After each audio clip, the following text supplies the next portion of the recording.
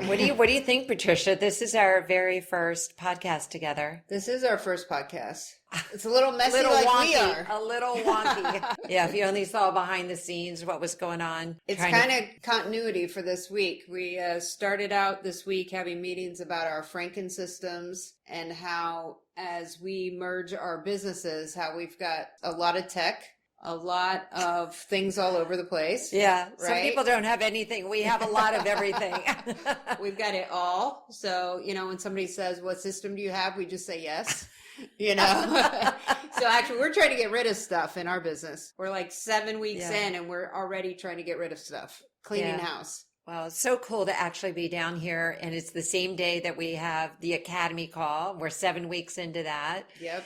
And then we did an improv and a pivot really quick here, and yet it worked out. Things work out, but if you don't see what goes on behind the scenes, which is one of the things we talked about doing on this podcast, is really peeling back the curtain and showing the good, the bad, and the sometimes really messy. Or really funny. The thing is that to be an entrepreneur, you have to be willing to try a lot of things. You have to be open to experimenting, because when we don't, it's kind of like we're just back at corporate again. Trying things, being open to it, and not being too upset when it doesn't work out, and just kind of rolling with it and just knowing that everything's going to come together at the end.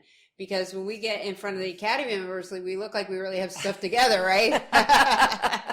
And then, we get behind the scenes and we're trying to get everything to work and stuff. It's a little clunky. Don't you think that's the problem, though? I mean, as someone who is newer to entrepreneurship, even I would describe that as anybody less than 3 years. Yeah. And you just see a pretty packaged end result, and you're thinking, how am I ever going to get there? Because especially if you come from corporate, you're used to having teams of people, and you just you're in sales or you're in tech and you do your thing. You're not doing everything.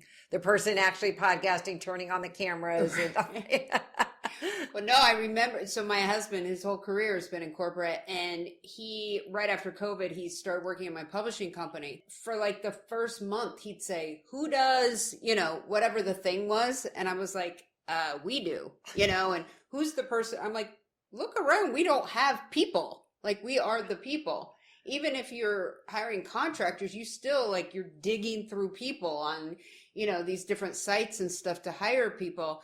And so you do have to you're like that jackknife, those ones you used to get that had the toothpick on it and the scissors and those pocket knives. You kind of become a jack of all trades. You have to just kind of do all the things and then just get good enough, just to get something kind of working. But I think that perception that you're going to step into a business, you're going to have the perfect logo and the perfect automation and systems. And we just made this, right? Just it's on Canva, on Canva. Yeah, that's we're okay, we need a logo. There you have it. Absolutely. And we needed a studio. We needed an event space. And here, we have it in Miami. And it's beautiful. Yeah, amazing. We're so excited about being able to use the space and do our podcasting here. And should we share the story of how we got together, how it all came to be? Yeah, sure. Well, so, all right, we'll have to talk a little bit about the corporate background. So I left at the age of 50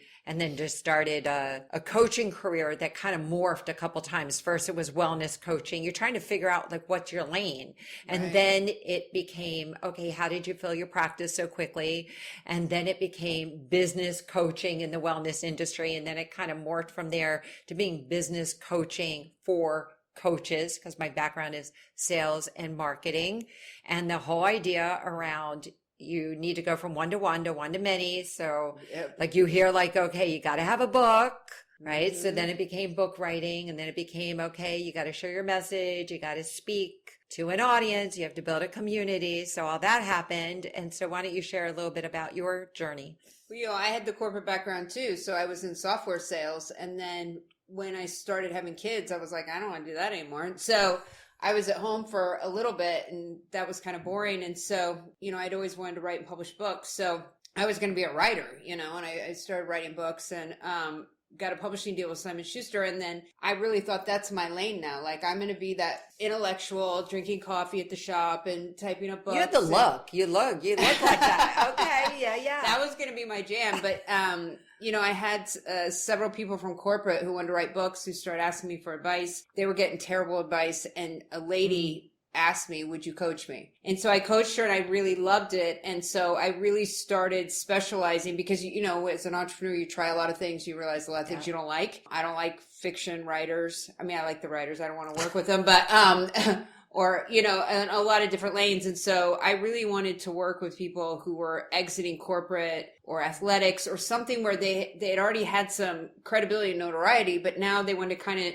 use that expertise in a new way. And a book was a great launching point for them. And so I did that one-to-one space for quite some time. And then I was like, you know what? I've got to get to more people because one-to-one can't scale. And if, I had a major illness, with a lung collapse and a surgery and, and a long recuperation, what I realized was if I wasn't there, there was no money coming in. The business came to a complete halt, because you're one-to-one. And so that's where I really started kind of being willing to take some risks and see like, where do I want to take this thing, which is where the publishing company and eventually you and I started working together as well. But, I think what you and I have both discovered is what we're really passionate about is taking some of these amazing voices and people that we meet who have a passion, but they really don't know how to do the messy entrepreneurship stuff. Yeah. And help them create that value ladder, that ecosystem, so they can just kind of go out there and do what they're amazing at. And they've got this suite of products, services, and messages that they can monetize and that they can use to create a transformation with somebody else. I love that. And I knew what a book did for me in the very beginning. And so became passionate about writing and helping some of my clients. I was working one-on-one and we know that really doesn't scale. Right. So, but they need to figure out how to grow their visibility. And today, like everybody needs like a platform that they can stand in with authority because it's a very crowded marketplace out there. So noisy. And also what you're battling too is, so I remember my book came out and I ran to Barnes and Noble to see it on the shelf. And, and I was dragging it's crazy, right? Like I was dragging my craziness. kids and their cameras to take pictures. And we looked on the shelf and there were all the end caps so mine was in the shelf, but the end caps, you always pay attention, like who do they put on the end cap? Because that means that the bookstore is excited about it, but also the publisher. They negotiate that space together. And it was a bunch of TikTok influencers.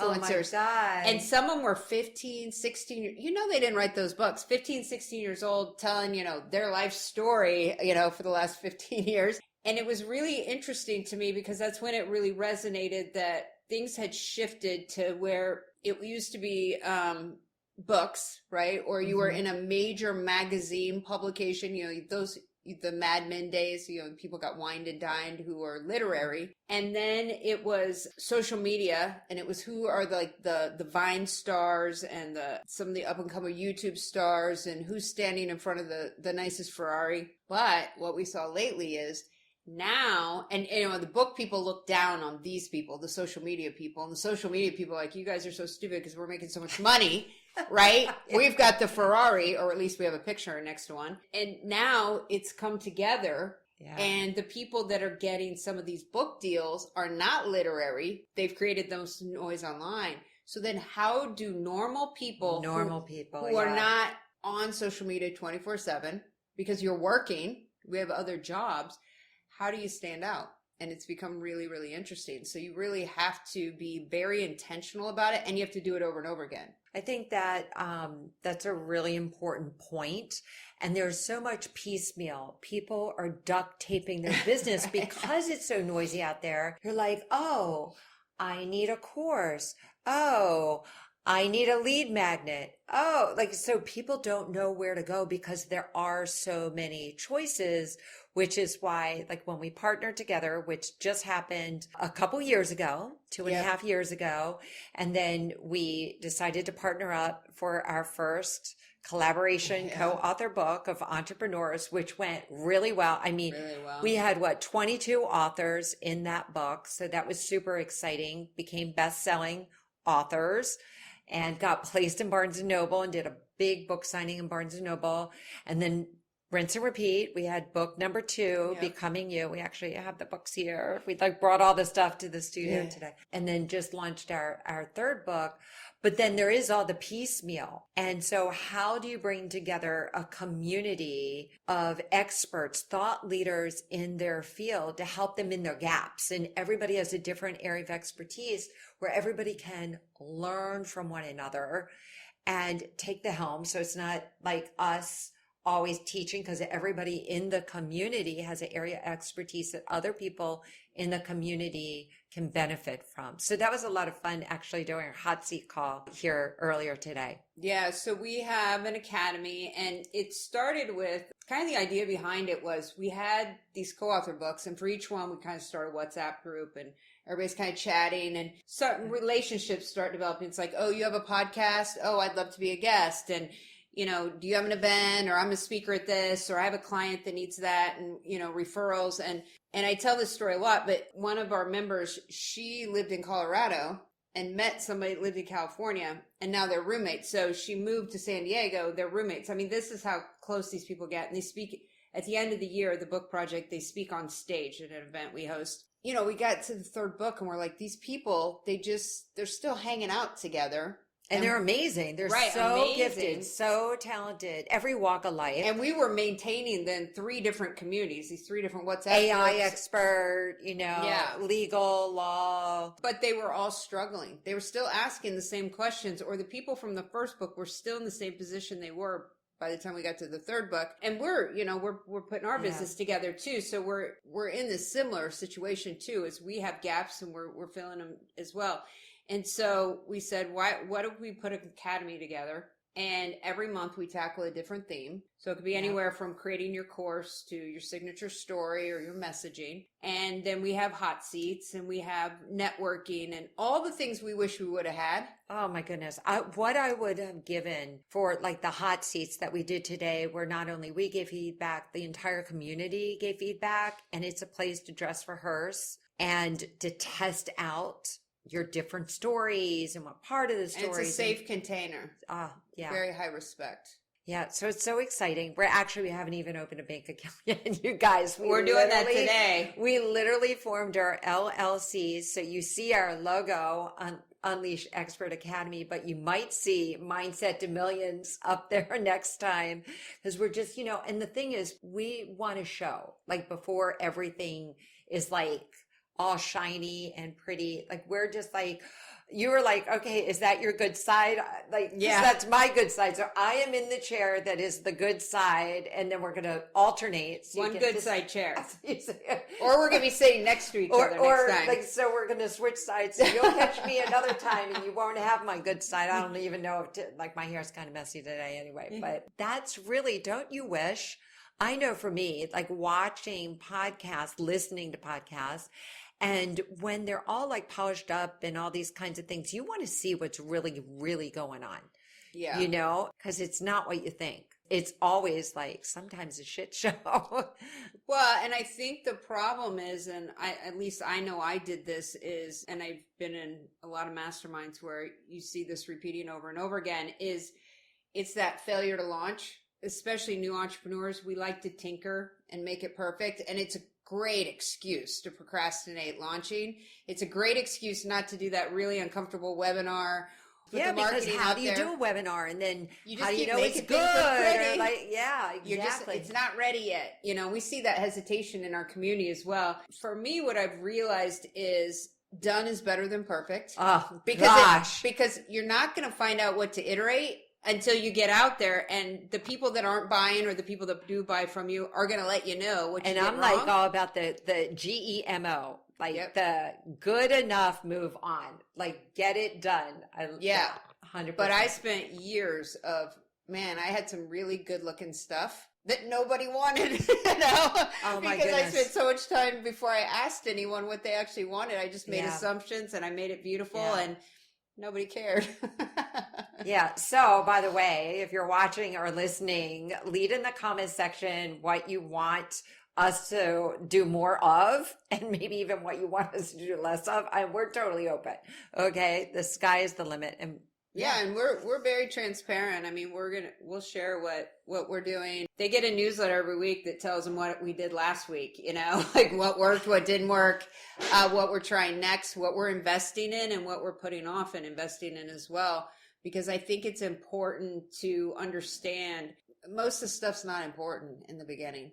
All the systems, you just need a way to get somebody the stuff that they're paying for. And get some leads. Like, you definitely have to start building some sort of community, some sort of audience is really important, which is why a book or speaking or all those things are how you can start to build your email list. And then, and what I'm talking about is somebody who already has, they know what their expertise is. And even that, you're going to have to ebb and flow with your audience.